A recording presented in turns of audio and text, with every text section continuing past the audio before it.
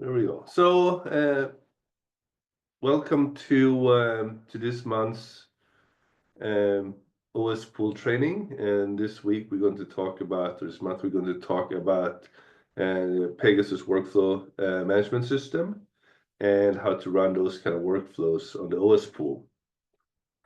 So, my name is Mats Rinch. I'm one of the facilitators. So we have 5 facilitators. That part of the time spent on OS Pool. So I'm one of those. I'm also a Pegasus developer. So, talking about this topic is, I get to talk about my 2 favorite things, workflows and the OS Pool. And Andrew is also here to help out if you have any questions. This is also a reminder that we do have drop-in office hours twice a week on Tuesdays and Thursdays, as listed here on the slide. And you can obviously always email support@osghcc.org if you have any support questions. This training, I'm going to do slides for maybe half of it or half an hour or so, I don't know. But it is an interactive training, so at any point, feel free to interrupt me. You can unmute and just ask, via audio. You can also ask via chat. I can't see the chat while I'm presenting, so you can do that. You can do reactions. Standard Zoom tools. The first thing we should talk about here is what's a scientific workflow. And really what it is an arrangement of jobs, right? We have a set of jobs that have some kind of dependency between them. And the way that we visualize this is via DAGs, right? So we have here on the right, we have a DAG with four different jobs. There's a pre-process that then fans out into 2 find range jobs and then an analyze job. And in this case, we also show the data, right? So the data is what creates the dependencies between the tasks here. And this is the most typical type of workflows, right? We have a job that produces a piece of data, and then a job that consumes that data. But there are also workflows that have this relationship, but without having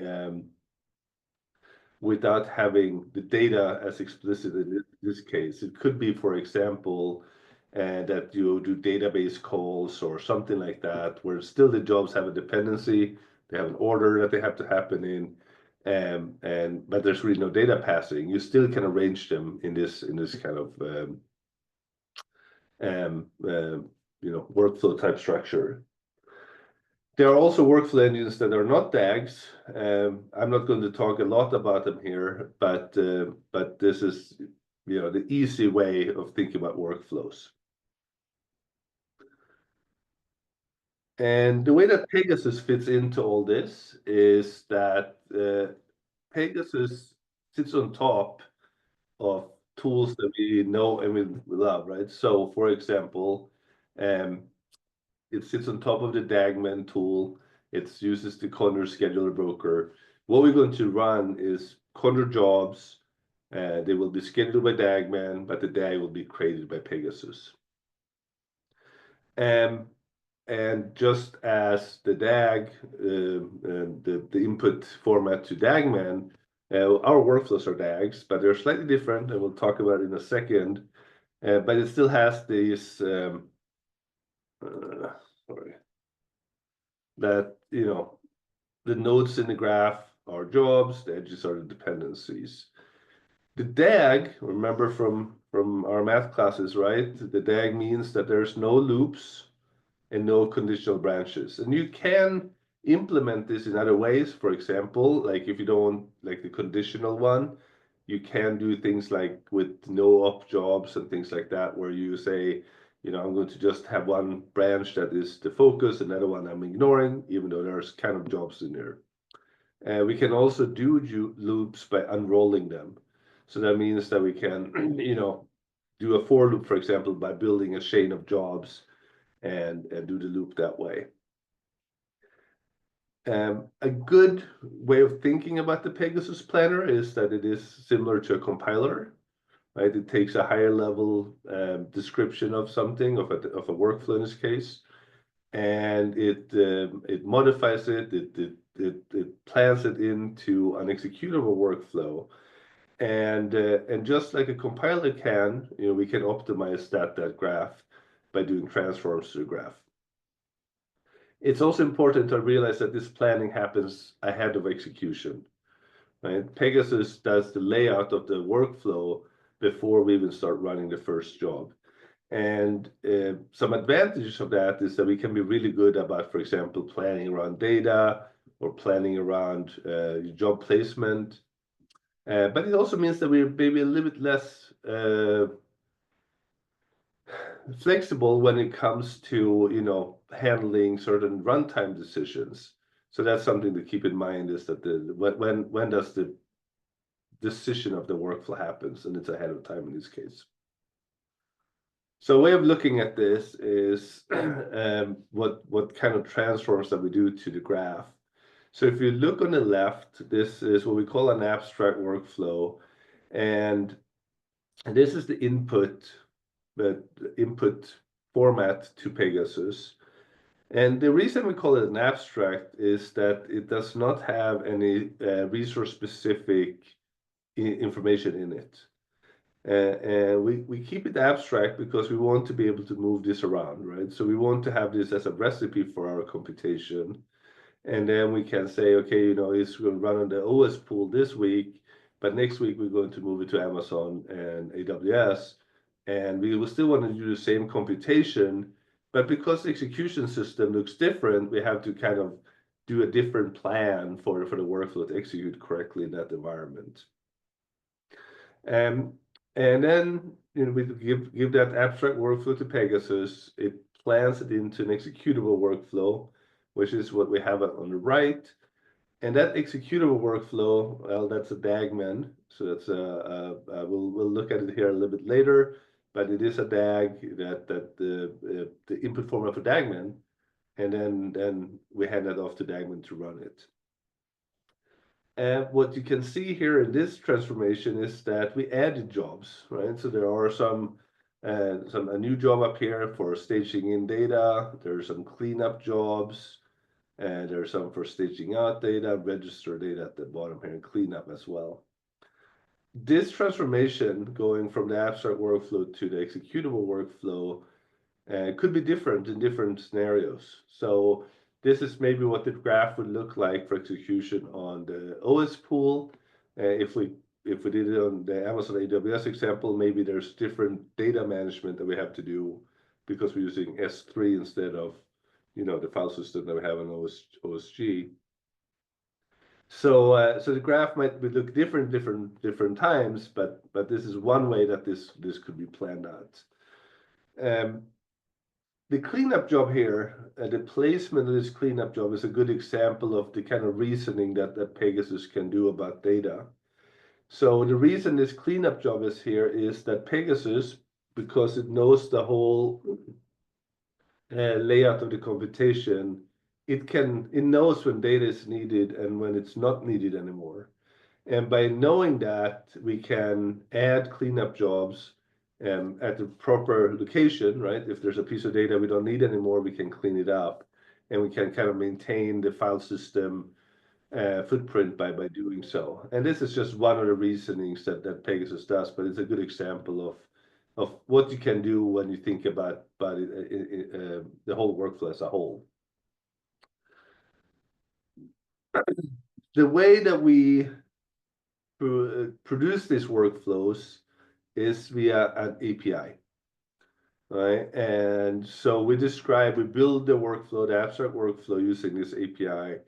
And we have APIs available in Python, Java, R, and there's also a little bit of extra Jupyter glue. And we are going to show the Python one here at the end of this training. And the idea is really that using the API here is something that scales really well. We can build some really big workflows with just a tiny amount of code, basically. The and building the workflows with code also ties very nicely into things like data finding, right? So if you use, for example, an API to look up the data that you're going to process, you can, do the lookup of the data and then build a workflow kind of in the same go. And it works really, really well. The example that we have later today will show how to do that with, for example, from pulling files from a directory in that case, and saying for each file in this directory, add a job to the workflow. And it's just, it works really well. And then on the right, we have the abstract workflow. It's in a YAML format. If you really wanted to, you could also write this format. Like, you could create this format with your own code. You don't have to use the API. But the API does have some really nice features when it comes to, data and connecting jobs together.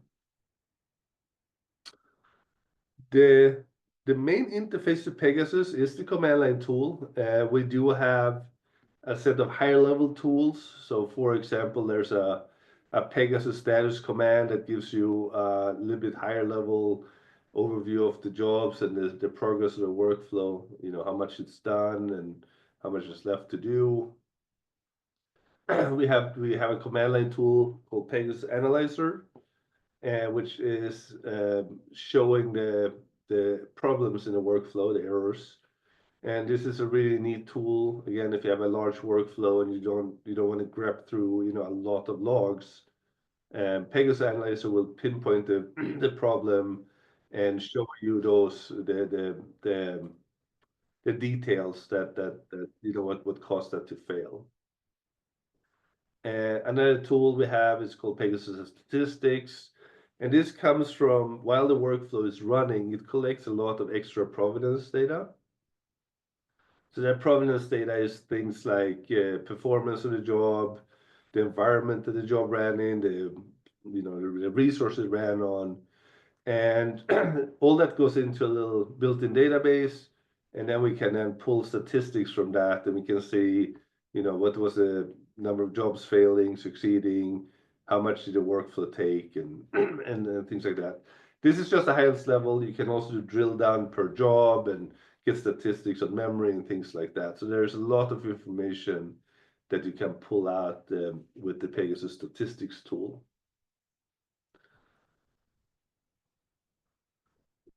So let's talk a little bit about success stories, and then I'm going to use these success stories to kind of describe Pegasus in a different light a little bit. So the first big user we have is LIGO. And LIGO, they do run a little bit on the OS pool, but they also have their own, the whole own pool that they're running, and with some resources on OSG and some without OSG.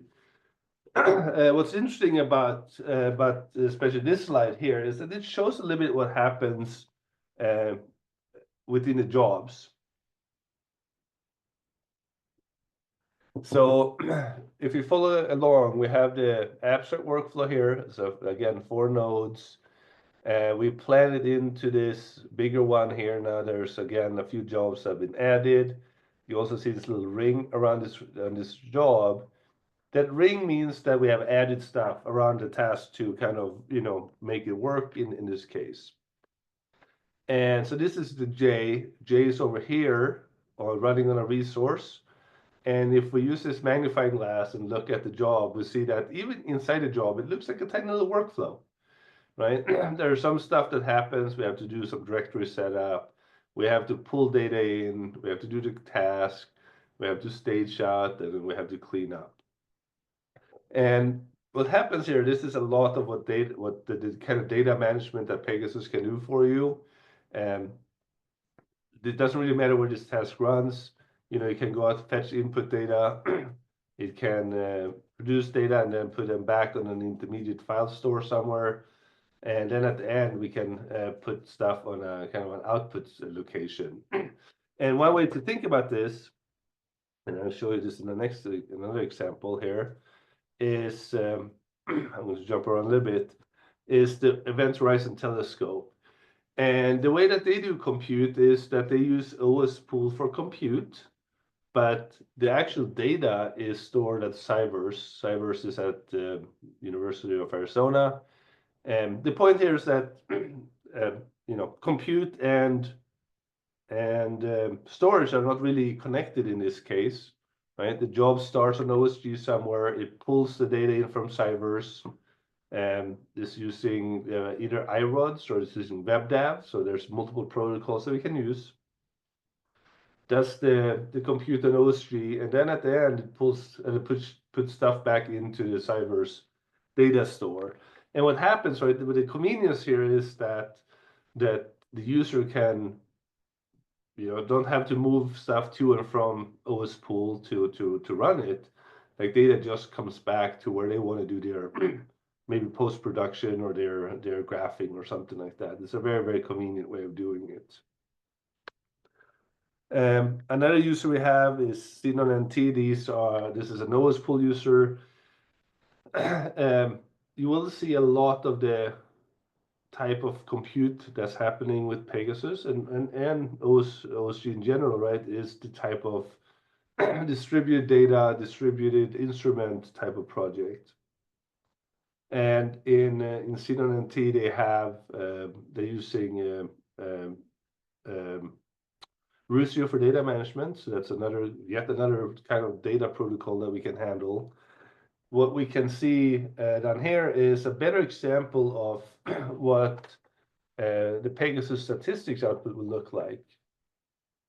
So in this case, they started with a workflow that was 4,000 tasks, and Pegasus added 484 jobs to that. So that's the total number of jobs that ran on OSG. And there was some retries, so total plus retries is 4,751. Sorry, none of them were fairly incomplete. So the workflow did finish successfully. And then down here, it's an example of speed up. The workflow ran in 5 hours, but the actual cumulative work time was 136 days, 141 days actually. So there are some good statistics that you can get out of that provenance data. And the last example is somebody that won the David Swanson Memorial Award in 2022. So it's Kononatsky from Colorado School of Mines. And this workflow here, the reason I want to include this is that if you look at the workflow itself, the structure on here, there's actually not a lot of structure to this, right? These are basically independent jobs, right? All across here. There's some stuff in the beginning here that's a little bit structure, but most of these are independent jobs. And this is still a valid DAG, right? So the point here is that if you have a lot of small jobs, even though they're not fully connected or fully dependent on each other, using something like Pegasus or Dagman is still something that that can be very, very, very beneficial, right? For you to think about all these jobs as a set of jobs and kind of just track them as one computation instead of a bunch of smaller ones. So a few more things about Pegasus before we get the hands-on stuff going. So one example here, one thing that we've talked about is that Pegasus uses this abstract workflow and it makes an executable workflow but filling in the blanks. But where are those extra pieces of data coming from to fill in the blanks? And that comes from 3 different catalogs. So these are extra information that you give Pegasus to complete that transformation. And the 3 catalogs, there's one that's called a site catalog. This describes the execution environment that we are working in. In the OS pool, we would describe the OS pool and the directories that we want to use for data. The second catalog is a transformation catalog. This describes the executables or the software that we need, the containers that we need. It can describe things that are pre-installed on the site. It can describe things like in a container, or it can just be an executable that you can ship around and ship with the job, just like you would for a small normal Condor job. And the last one is a replica catalog, which really describes the inputs to the workflow. And we call it a replica catalog because, especially some bigger users, they can have more than one copy of the data. So going back to the Xenon example, right? They have using Rusio. Maybe there's a copy in Europe and one copy in the US. And by telling Pegasus that there are multiple copies, we can then pick the best one when we start running, right? You could pick the closest one, for example, or somehow make a decision of picking one of the replicas, or pick one, and if that's not available, go to the second one. But these three catalogs are really important. We'll revisit them when we start running jobs, but keep them in mind, three catalogs that are required. There's also different ways that Pegasus can deal with data. And if you haven't caught on here yet, is data is a big part of what Pegasus does for you, right? Like, it's obviously we create jobs and link jobs together, but more importantly is that we track the data in the workflow, and we decide where to place that data, where to pull it from, where to push it to. There are three kind of major data configuration modes, in Pegasus, and the first one is HT Control IO. This is the transfer input files, transfer output files that we all love. It's really easy to use, obviously, but the same rules apply to Pegasus as for any kind of OS pool job, right? Once you get about over a gigabyte or so, this method doesn't scale as well as the other ones. So the next one is non-shared file system. And this one is, you see, we have OSG in both cases, by the way, right? OSG 1 and 2 here. And non-shared file system here is really things like OSDF or OSN, right? We store data somewhere with a protocol like OSDF or S3 or something like that, where the workflow can, when it needs to, store data and retrieve data, right? This is basically an object store somewhere in the computational architecture that you can use to store data. And then the shared file system, obviously this is not something we use on OSG, but it is, if you use, for example, a campus cluster, we can use that shared file system. And it's not that different. The two last ones here, non-shared file system and shared file system, they sound like they are, maybe very different, but they are conceptually kind of similar. The only difference really here is location, right? The shared file system is local to the compute site, so you can only use that on that one cluster. The non-shared file system is a little bit more in cloud model, where there's an abstract data store somewhere in the network, and that one we can use from wherever we are. So the examples that we're going to run here soon, the first one will be Conr.io, and then we'll do a non-shared file system as well with OSDF. An internal tool that is, you don't have to use this tool directly, but it's good to know about. It's a tool called Pegasus Transfer, and so when Pegasus plans the workflow, it plans in transfer jobs, and it uses this tool to do these transfers. And a few cool things about this tool, it will do things like automatic retries. We will do parallel transfers, and this is even with protocols that are maybe not seemingly parallel, right? So let's say that you need to grab a bunch of data from an HTTP server. Like, each request is a serial transfer, but we can run them in parallel, and that's what Pegasus Transfer does. It will just run a bunch of stuff in parallel and pull data, as with a better performance that way. You also have to be a little bit careful about this, right? If you have a large workflow and you do the number of connections can quickly add up. So there are some knobs to control the parallelism here. And we have that in an example. So if you're interested, we can. I'm not sure we'll get to it, but it is something I can show you how to do it, and it's also something that you can do in Dagman, by the way. So that's a good thing to know about. And we can do two-stage transfers, and this is between protocols that are maybe not really compatible. And the way we do this is by breaking it up and doing, the transfer in two stages. But it's really convenient because you can do things like saying, all my data lives in S3 and I'm going to store the outputs in some other protocol.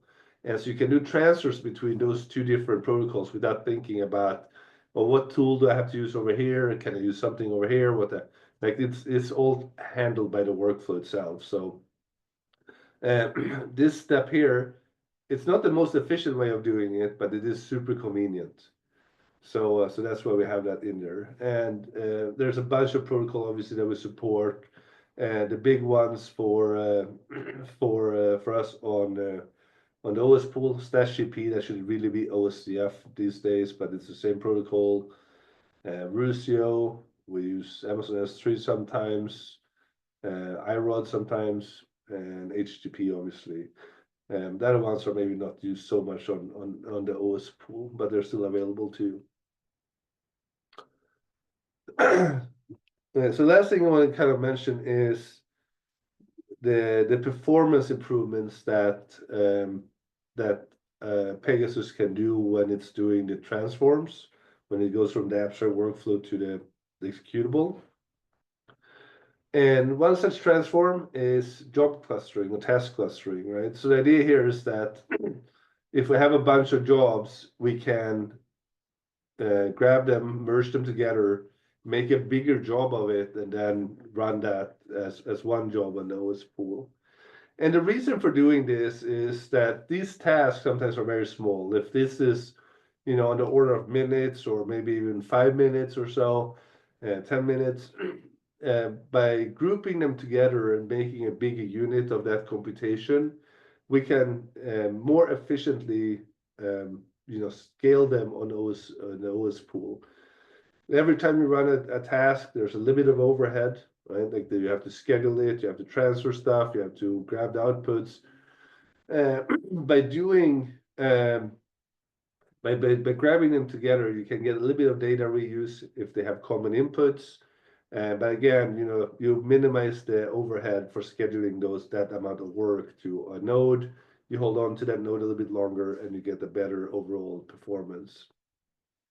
And there's an example of that also in the hands-on stuff that we're going to do. Another useful transform is data reuse. And this uses that replica catalog that we talked about. If you give it a replica catalog that contains some partial outputs from jobs, Pegasus will notice that, and it will prune the workflow accordingly. And the idea here is to not redo any computation that you don't have to, right? So if we have some of this data, we can then take out those nodes, end up with a simpler workflow, and save computational time that way. This is really useful if you have things like overlapping workflows. If you process time series or something like that, and sometimes the time series overlap, you can overlapping the workflows in that case is fine, because Pegasus will just prune it and not worry about rerunning those jobs. Another thing that you can do is sub workflows. And this is something you can do in Dagman as well, by the way. But the idea here is that any node in a workflow can be a sub workflow, and I could have sub workflows. And this here is a way of solving two things that is a problem with DAGs. One is recursion, right? So like basically this is how you can do loops. You can keep on doing some workflows in a while loop structure. Or you can also have a dynamic node in a static, right? Like the problem with the DAGs could be that they are static, and if you have a job in the DAG that kind of determines how wide the next step is, having a sub workflow is one way of doing it, because you can generate the sub workflow when you get down here. And so this part, the sub workflow, is a dynamic part, and because it happens, after or at runtime, you work around the whole thing about pre-planning your workflow. This is another workflow that's planned, and there's another workflow that's planned all independently, and then just tied together with sub workflow constructs. It's also important to understand, how does Pegasus handle failed jobs? And the standard way of doing it and is the Unix way. This is up here, the PostScript one, and non-zero exit codes, right? So we're using the standard Unix convention. If you exit 0, that's a success. Otherwise, it's a failure, and we will handle that job by either job retries. So that's, I think the default one is 3 tries maybe, but you can also control that. We can use checkpointable jobs. And if the workflow gets into a position, like let's say it retries the job 3 times, it can't get any further, it will run as many jobs as it can, and then it will stop, and it will produce a rescue DAG. And the rescue DAG is, the state of the workflow at that point. So if that's something that you can fix, if that's something that, let's say that there was a system that was, down for maintenance or something like that, you can later start a workflow back up again from where it was left off. But you don't have to rerun the whole thing. Like that state is resumable. And so that's a really important kind of concept, is that it stops there, waits for you to do something or fix something, and then you can go again. And up here in the PostScript, if you have code that doesn't produces exit codes, right? This is common, especially for older codes like Fortran, some Fortran codes, for example. You can also tell Pegasus that there's something to look for in the in the standard out and standard error, and you can say, hey, if you see this error, or if you see this string, consider job succeeded or failed, and then you don't have to worry about the exit codes. But there's ways of handling those more legacy codes in the workflow as well. And another kind of value add that workflows can add is data integrity. And one of the things that Pegasus does all the time is calculate and check checksums. So again, we're going back to this kind of picture of looking what a job looks like inside. And well, in this case, we have two tasks. They go to 2 different sites. We have data coming from input site. It goes into staging site at some point. Data goes into second job and then output.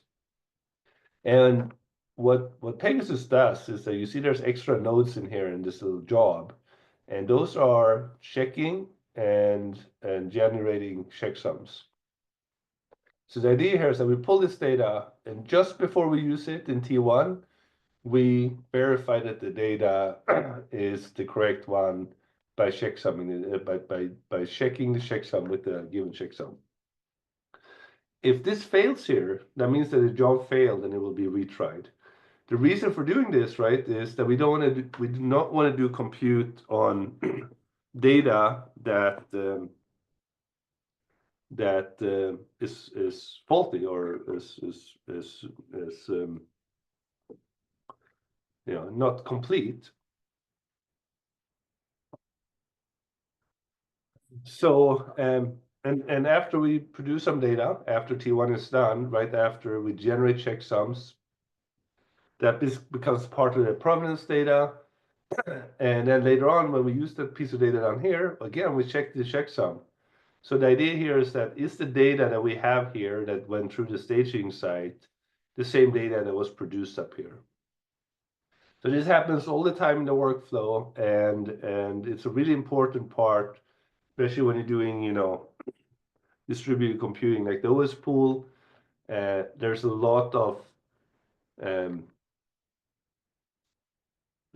security in our systems, right? The way that we transfer data and store it. But there could still be issues with the transfers and with the storage, and that's why this part is kind of an important part of what the workflow can do for you. So I'm about to start the hands-on demo, but before I do that, are there any questions about what we talked about so far? And then remember, you can unmute or you can use the chat.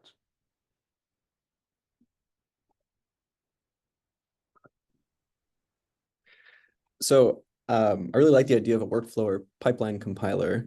It seems like there's a lot of stuff you could do there. It sounds like the kind of execution environments that Pegasus currently supports is, something that looks like OS Pool or HD Condor, maybe AWS. I was curious what the other environments are that are supported, if there are any. Yeah, that's a good question. Obviously, in this talk, I talk mostly about OS Pool, but we run pretty much on anything. When you're running on something like an HPC system access campus cluster, we still require a Condor scheduler, but those jobs get translated into Slurm, for example, right? So we run on any Slurm system. We are part of Access, so there's a whole Access system where you can do this in a hosted environment, and obviously cloud. So yeah, there's really nowhere we are not running. Pegasus came out of the earlier grid days, so this is like a project that's like 15 years old or so. We used a lot of Globus Toolkit before. These days it's more being on the systems directly, co-located on with the system scheduler. So does that answer your question? Yeah, definitely. Kind of along those lines, are there any plans to abstract beyond the HT Condor scheduler? I could see something like this, for instance, being used to sort of like dump to like a shell script with minimal dependencies, right? You have all this information on the structure. Yeah, and there is discussion. We do have a few different ones, a few different additional ones, I should say. We use one is AWS Batch, so we can speak directly to Batch without Dagman. We also have an MPI executor that is you give the whole workflow to this, and it runs as an MPI job. It doesn't do any actual data management in the message passing, but it does the whole workflow execution there. So it uses MPI to schedule the tasks and to manage the workflow. And it's a really nice way to kind of take a high throughput workload and make it fit into one of these bigger systems that are designed to handle bigger jobs and not like 1,000 tiny ones. So you kind of transform the workload into something that what the system kind of expected to be more like. So yeah, definitely. And then there is talk about the Kubernetes one as well, but we haven't really started working on that. Yeah, definitely. So I mean, in this tool, it seems like there's some nice extractions with like, logical file names or the targets themselves. I was curious, for users of this tool, is there an interface for like custom implementations of these items? So suppose you have some bespoke data source that you want to plug into a Pegasus workflow. Is that something that where that functionality exists, or kind of all of the bindings are centralized in the tool itself? I would say, I mean, when it comes to the data, it's basically built in. And we have a lot of people that take the API and kind of build something on top of that. So C, None, or LIGO, they both kind of take our, you know, our abstraction of a job, and then they add some stuff to it to make it their type of job, right? So in the API, I see that happening. In the data management, not so much. Now we are pretty open to, you know, implement new protocols like this tool I'm talking about, the data Pegasus transfer here. It's really just a wrapper around available tooling, right? We didn't write our own. In most cases here, we did not write our own client. We did for S3. We did for it's for HTTP, right? We do not. We just call curl and wget whatever is available to us for this stuff. So implementing a new one here is kind of, that's pretty simple for us, but it's not something that's exposed to a user. Got it. Thanks. Did you have a data tool in mind? Not necessarily. I mean, just the general idea that, you know, this sort of allows users to hopefully, you know, decouple their workflows from sort of these implementation specific details. And so it's a large world of possible implementation details. That's kind of where the questions are coming from. Yeah. Yeah. So yeah, I said the API is a good point, but not in the transfers per se. All right. Thank you. Other questions? All right. So let's start with this hands-on portion. And the way that this works is we do have a GitHub repo for a tutorial for OSG, for OSPool. I'm going to paste this into the chat. And these, you can run these. I mean, so your option here is to you know, do this on your own account, or watch me do it. It's up to you. These are set up to work on any of our APs, so AP 20, 21, 40. They should all work on those under your own account. And the way that this tutorial is set up, as I said, it's just a GitHub repo, but there's a good README here that describes Pegasus in a little bit more detail, and talking about a little bit of what we want to, what kind of capabilities that you get from it. It's talking about, again, the site catalog, transformation catalog, replica catalog, and the work description. And there's two workflows in here. The first one is a simple word frequency workflow. It's a toy example, but it's kind of easy to understand, and it's you can easily scale this up as we will do. The second example, which I'm not sure we will get to, but I want to point it out that it's done here.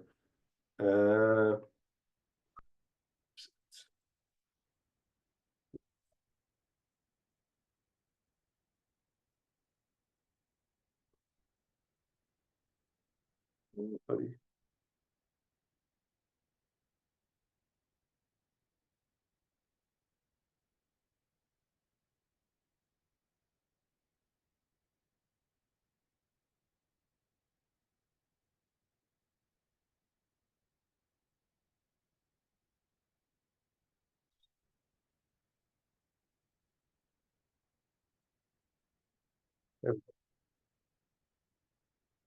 The second one here down here is a variant calling. So this is a sequencing workflow, and this is more of a real example, and we'll talk about when we get to it, if we get to it. So this first workflow here, what's rendering so badly?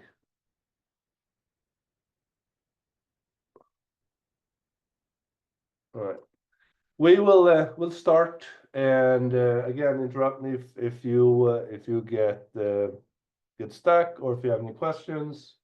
The first thing we're going to do is to git clone our tutorial into our home directory.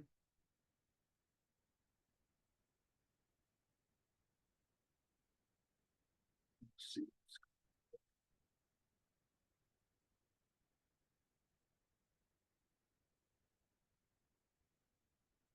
All right. And then we'll cd into that directory. And again, we have the README and we have the two workflows. We'll go into the word frequency one. And if you look what we have in here, we have the workflow PY. This is using that API I talked about, and we'll step through this in a second. And we also have a directory with inputs. So inputs, in this case, there are 6 inputs. These are all books, public domain books from the Gutenberg project. We can open one of those and just see what it looks like. These are the text versions of these books, right? So we can just a really long text file. And the idea here is that we will take these books and we will count the frequency of the words in each book. And we'll do that with the bin word frequency tool. I think this is Perl maybe. Yeah, it's an old Perl tool that does a frequency. And we will also run a summarize tool at the bottom. So now going back to the picture, right? So here are the 6 jobs. Here are the 6 input books. We will go and run a word frequency in all of them. We get the outputs of the word frequency, and we'll run the summarize tool to get the summary of all those pieces of data. And this kind of workflow is very typical. This is similar to what I talked about the Connor's workflow, where all these are actually independent tasks, but at the end is maybe there's something like a small thing that kind of just ties them together. So structurally not so super interesting, but it's a good way of kind of doing a large number of jobs and then get a summary from it. All right, so before we run it, let me just see. All right, so we talked about the inputs. Let's just look a little bit in the workflow PY and see what's in here. So first, we imported Pegasus API, and this is what is provided with Pegasus. It gives you a little bit of jobs and file abstractions and things like that. In this case, we are going to use a class for the workflow. You don't really have to, but this is a nice way of doing it. And we are going to initialize a workflow. And we have transformation catalog, site catalog, replicate catalog. These are the ones that we remember we need to fill in the blanks. These can be static. You could actually provide them as files. So let's say that you have a site catalog, a description that never changes. You could just make that a file and then just point Pegasus to it. In this case, we do generate them. And the reason for that is that, for example, the site catalog, right? You will have paths to where to store data. And that's different for the different access points for the different users. And that's what we generate them here. All right. So we do some properties. There's just kind of standard, some settings for Pegasus. For example, what's the data configuration we want to do? And we can set Dangman settings. For example, how many jobs do we want to put in the system at any given time? Max idle. So some of these settings are Pegasus, some of them are Condor. And we can decide to send some extra details to the Pegasus developers and use timestamps in our directory structure. We'll see what that looks like in a second. So here's the site catalog. We will have 2 different sites. There's a local site and there's a Condor pool site. The local site is something that's always that Pegasus always uses. It's submit hosts, right? What does the structure look like on the submit host? And in this case, the only thing we tell Pegasus is that there's 2 directories that are at these 2 different locations. Again, these will be different for me versus, when you do it. These are based on home directories and what access point you're on. So like the actual path there will be different, but it will be all given to you when we get to that point. The Condor pool site, this is where we can add some Condor profiles about what do we want our jobs to look like. CPUs, memory disk, requirements. We do this for the site in this case, but it could also be per job. Let's say that you have jobs in your workflow that vary in size of size. You could obviously use these profiles and just put them in the job instead of the site. We're also going to run this in a container. I'm not sure if that's actually needed, but it's a good practice to do it. So Rocky 9, this is the same system that we have on the access point, so that where you work on your workflow and where you run it will look the same. We have a transformation catalog where we have the two binaries that we just looked at before. We have a word frequency to summarize. And we have to use a PFN, a physical file name, to tell Pegasus where does it find this software. And you basically have two options here, right? One is it's stageable. It can be sent with the job. And that's what we're using in this case. We have these files sitting here on the submit host. And when we run the workflow, we want the workflow to grab those binaries and send them along. It could also be that we built a custom container, and then the stageable would be false because it would already be in the container. We don't have to worry about it. But the setup here in this case is run the job in a container, but the container does not have the software. We have to bring the software with the job. Okay. And then we're going to generate the replica catalog. The replica catalog in this case is really just from the inputs directory, right? So what we're telling Pegasus to do here is for each file in the inputs directory, create a job. And we're saying here are all the files, and just pick them up from that directory if they end with the .txt. So now we have all the catalogs. Now we can generate the workflow. We're going to do the same thing again here, that for each file in that inputs directory, we're going to create a word frequency job. Right? And the way we create these jobs, we use we tell it what the name of it, which is maps to the transformation catalog. We say here's some arguments, here's some inputs, and here's some outputs. And then the last thing we do, and this is a little bit backwards here, but you see on top we actually have the summarize job, because that's the child of all our other jobs. So we create the summarize jobs first, and then inside the loop we say, the input to this job, add another input for every job we do. So what we're doing here, if we go back to the picture, is that we create this job first, and then for each one of these that we create, we're saying, hey, summarize, here's an input for you, and here's an input for you, here's an input for you, right? So we're building this connection here with by just telling Pegasus that the output here is an input to this job. And if you look in here, right, one thing that we do not do is actually tell Pegasus what the relationship is. Right? We don't say, hey, this is a parent and this is a child.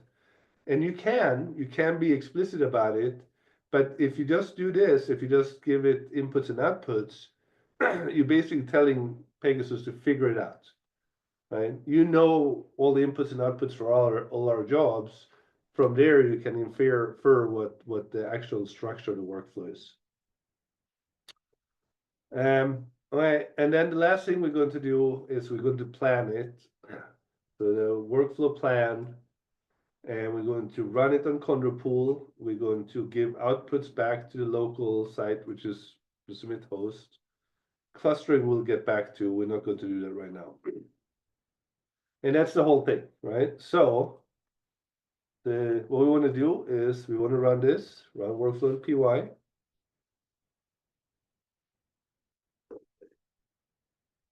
And when we run that, there's some extra output here. I'll step through it. First API will tell us, just give us feedback when the jobs were added, inferring frequency, dependencies. And then what you see here is from Dagman, right? So you see these are Dagman outputs. We are we're giving this to Dagman. There's some extra debugging here. Actually, I don't understand why this is even showing.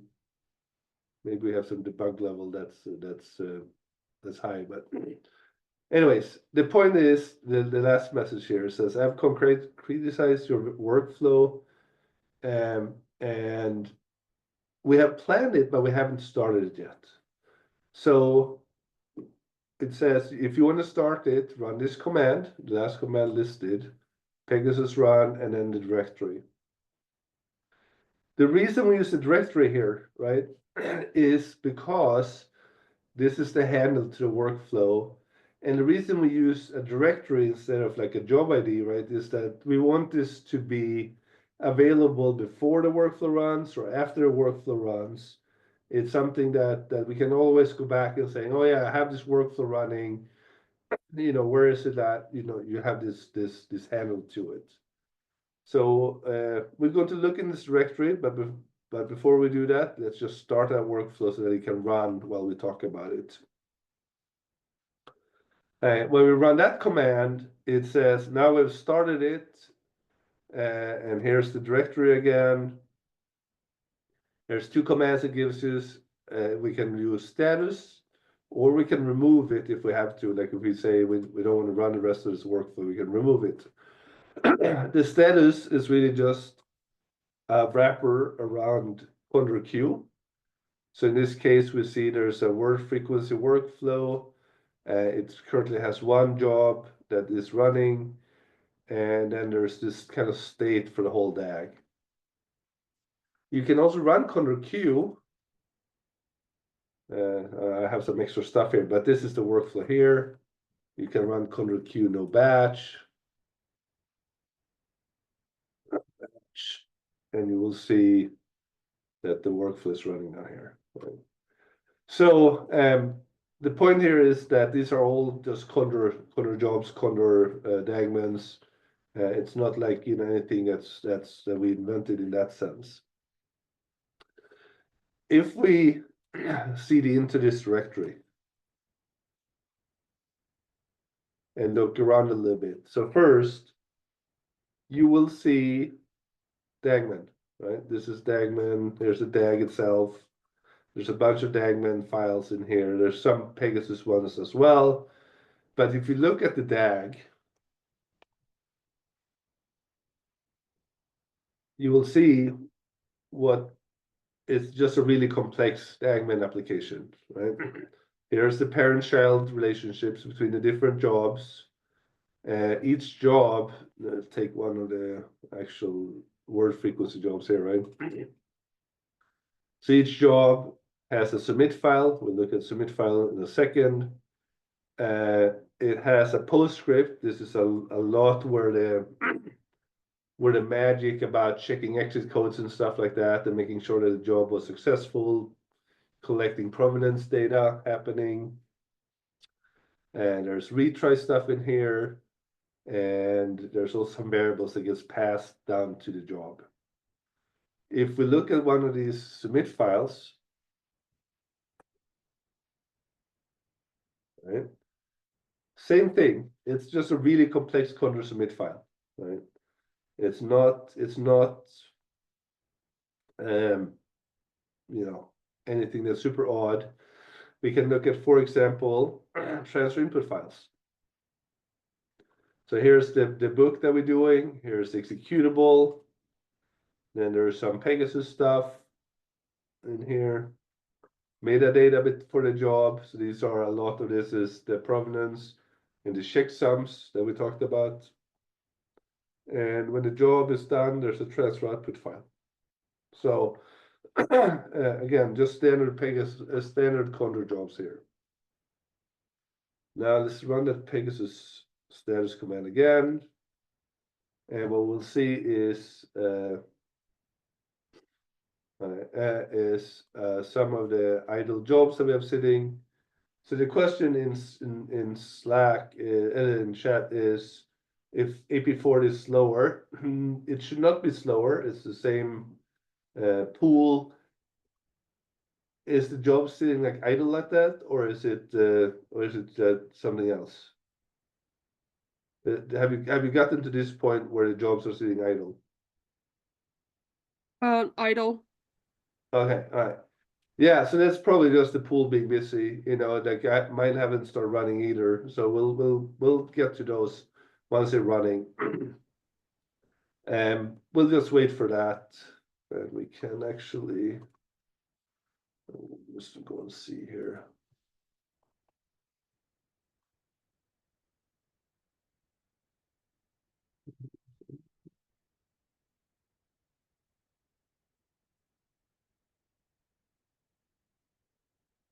Yeah.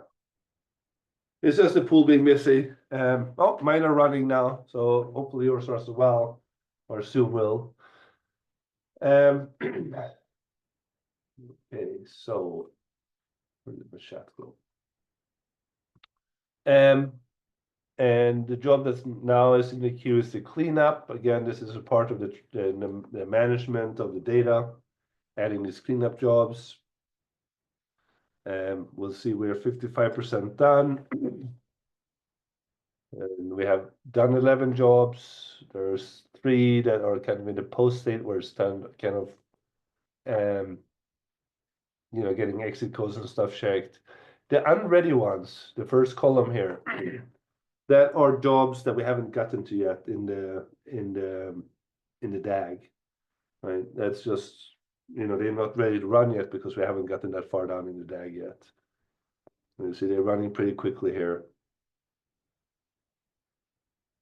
There's also a wait thing here, I think. Let me see, is it W finally? Yeah, we can see this running.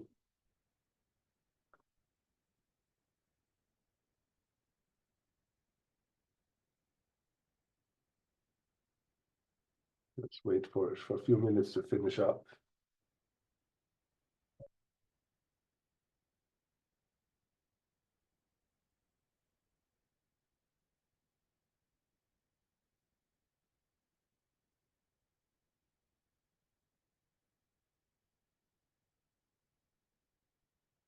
All right. So my jobs are all done.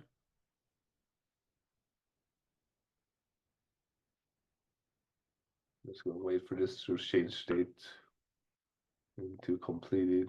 There it goes. Okay, success. So now I'm going to CD back somewhere. It doesn't really matter. Tutorial Pegasus. Okay. Remember that this directory we talked about before? What we can do is we can do stuff like Pegasus statistics, and give it that handle, and it will pull the statistics out of that database and give us information here. So in my case, I had 20 jobs, no retries, no fail, no incomplete. What's less great is the speed up here because it's actually a slowdown, right? It says that the total runtime of all the jobs that we ran was 55 seconds, but we ran for like 6 minutes with all the overhead of staging and waiting for jobs and all that stuff. Obviously, this is, you know, just because this is a tiny little example workflow, and, you know, this in a real workflow, obviously, there will be a speed up instead of a slowdown. You can also see that it will give some integrity metrics. How many times did we check some? How many times did we generate? and it will give us, yeah, that there was no integrity errors in our data set. So that's all good. So in this tutorial here now, there are some other exercises that we can do. So we did Pegasus status. We looked at submit files. We did statistics. Oh yeah, so now we can look at the output. And our workflow was configured to use this home workflow outputs. We'll make this bigger also so people can see. Home workflow outputs directory. So we can look in there. And you will see that we have the .out files for each of the files, right?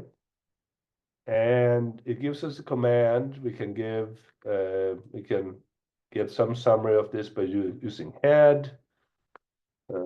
Probably cd into that one first, actually. So run this head command, and it will tell us what was the frequency, the top frequency in each of the book. And we can also look at the summary, which is actually the same thing. It's just kind of did it for us. So it filtered and just took the top results for everyone. So there's no real surprises here. One of the things though is that you can control where this output goes. So in this case, we said come back here to the output directory on the submit host. But you could also say, hey, I want this data to go directly to my lab or directly to, Amazon or wherever I want to store the data long term. It doesn't have to be local for Pegasus. You can put it anywhere. Okay, so the next exercise here is if you want to try something larger. So there's a different input directory that has many more inputs. And okay, let me see. So Sanju, I'm going to get back to you and talk about this Slurm one here in a second. Okay. And I'm just going to finish this, and then we can talk about the Slurm cluster. So, yeah. So cd back into the tutorial Pegasus word frequency directory. So I'm in the tutorial Pegasus word frequency. And I'm going to do this copy command. So I'm going to copy all the inputs from the many more inputs into the inputs directory. If we look in inputs, how many files do we have? 1,000 files. So this is a little bit more real world. Now we have a lot of data that we need to process. The good news is that our code, the word frequency of PY, or the workflow PY code, already had its loops, right? So if we look in the word frequency and PY, remember these loops were said for each file in the inputs directory, right? It used to be 6, now there's 1,000. So a few things we can do to make this more interesting. One is job clustering. So we talked a little bit about before that one of the optimizations that Pegasus can do is to cluster smaller tasks together into bigger jobs. So in the transformation catalog, there is an add profile here with cluster size equal to 1. The clustering can be level based, it can be horizontal, vertical, it can be coloring the nodes in the graph. In this case, we're just going to do horizontal, and let's just put a bigger number here. Let's do 50 tasks into one job. Okay, and so the idea here, right, is that for each job that we submit to the OS pool, process 50 files, 50 of the books. And let me think, is there something else we want to do? Okay, cluster size to 50. Okay. All right, so let's run that.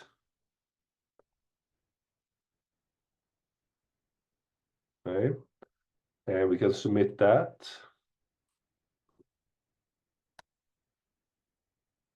And one of the things you'll see here, right, there was 1,000 jobs added here.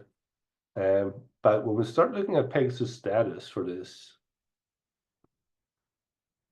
one of the things you will see is that there's only 38 jobs in here, or 40 or something like that, right? So that's again shows that task clustering that we talked about before, that it's making these bigger jobs with a lot of smaller tasks in them. So when that's running, while that's running, that's the last exercise of the of that word frequency workflow. The variant calling workflow, we're not going to have time to run this. This takes maybe an hour to run, actually. But a few things I want to point out, and I'm just going to leave you with kind of thinking about this workflow and knowing how it works. This workflow, the inputs are coming with these orange jobs. They're downloaded directly from NCBI, from a database here. And so in this case, there's only 3 inputs, and the rest of these are kind of standard sequencing thing. I've rendered this workflow here without data because it's easier to kind of look at it, but you can also look at it with the data. And it's a much more complex, obviously, data management thing to keep in your head. And you can think about making this DAG, by yourself, by hand, and then keeping track of all this. This is really where the kind of the power of our workflow engine comes in. The other thing that this variant calling workflow has that the first one does not is that it's using OSDF, right? And so because there are bigger data pieces of data in this workflow, we're using the open source data federation for the data transfers. And really, it's just a small change in the site catalog to do that change. So it's an easy kind of thing to say, hey, Pegasus, you know how to speak OSDF. Here's where I want you to put the data. So I'm going to leave you with that, and I'm going to talk about the Slurm cluster here for a second, unless there's any more questions about these demos or these examples. Hey there, Matt. Can you hear me okay? Yeah, go for it. Hey, so when you ran the second time did it repeat all of the first ones that we tried, our first 6? So was there a way to tell it only look for the new stuff? There is, and however, so the way that happens, right, is the replica catalog. So this replica catalog here only looks in the inputs directory. Like if I wanted this workflow, the second workflow, to also know about the data that was already generated, I would have to add in the outputs from the first one into this list. Okay. And the way to do that, right? In here, you could also add a second loop to do that. You can also give it, so while the workflow is running, so if we look in here, it does maintain a replica catalog over time. Let me see where it is. Is it this one maybe? All right. So here's a replica catalog that it builds as it goes. And you can make this available for the second workflow. And then it will use this as well. So you can either do it when you build the replica in the API, or you can give it a file like this and provide that information that way. Thank you. Yeah. It's a good question. Anything else? All right. So let me talk about the Slurm question, and it's not specific to OS pool, but it is a common one that we get. So it depends a little bit on what Slurm cluster you're talking about and where you want to how you want to run it. On campus clusters, a common way of doing it, if you are just going to stay on the campus cluster, a common way of doing it is to just install Condor. Actually, I'm going to bring it up in our documentation. To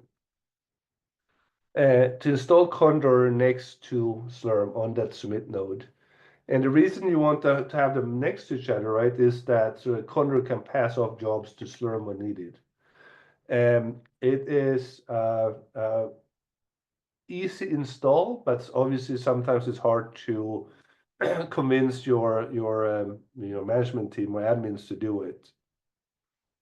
But it is well described here. So for example, we call HPC cluster system install.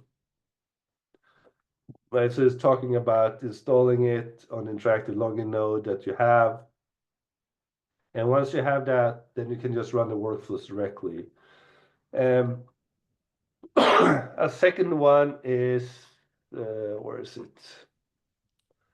User install. You can also do it in your own home directory. This is what's called personal Condor, right? Like it's running all for one user in user space. I can tell you the problem with this on a lot of the well-managed Slurm clusters is that there's usually a U limit or a C group or something on the head node that doesn't allow you to run stuff for more than certain time. So if you do the personal Condor, it could work for a little bit, but then the node might decide to kill Condor and then you have to kind of restart it for manually again. Because of that, the system install is much more reliable. Now, the other way that people really use this a lot is with pilot jobs or glide-ins. So we'll do this here, hosted. We'll go to, where's our access node? Here it is. So on access, we have a node that sits that can create this overlay. So you create a virtual Condor pool across different clusters. This here picture here is almost the same what OS pool does, right? There's just a set of different HPC resources. We create a Condor pool on top of that. And the difference here is that in Access, we kind of provide ways of doing this by yourself.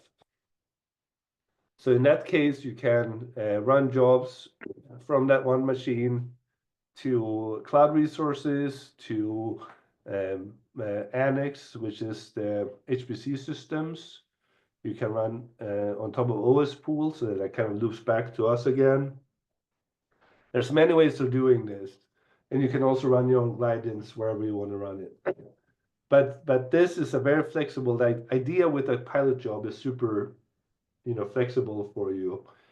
It will work well if you have high throughput workloads. That is, jobs that fit on one node or less. As long as once you start having parallel jobs, MPI jobs, this model with the overlay is not great anymore. It's better to do what we first talked about, co-locate Pegasus with Slurm so that we can talk directly to Slurm. Does that make sense, Andrew? Yes, so in the case of like HPC cluster system installed, right? So do we need the SD Condor on the interactive login node only, or do we need to install those on the compute nodes too? No, just on the login node. Okay, Yeah. thank you. Yeah. And this is something that, with my Pegasus development hat can help you with. So, if you have questions, email me and then I'll help you get set up. Thank you. All right. Any other questions? We have a few more minutes.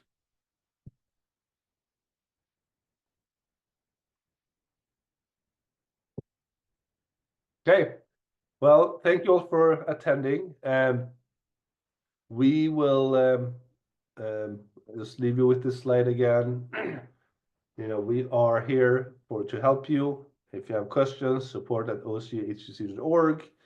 There are office hours again twice a week, Tuesdays and Thursdays, that you can just show up on Zoom and we will help you with whatever questions and issues you have. So again, thank you for attending and we'll end here. Thanks.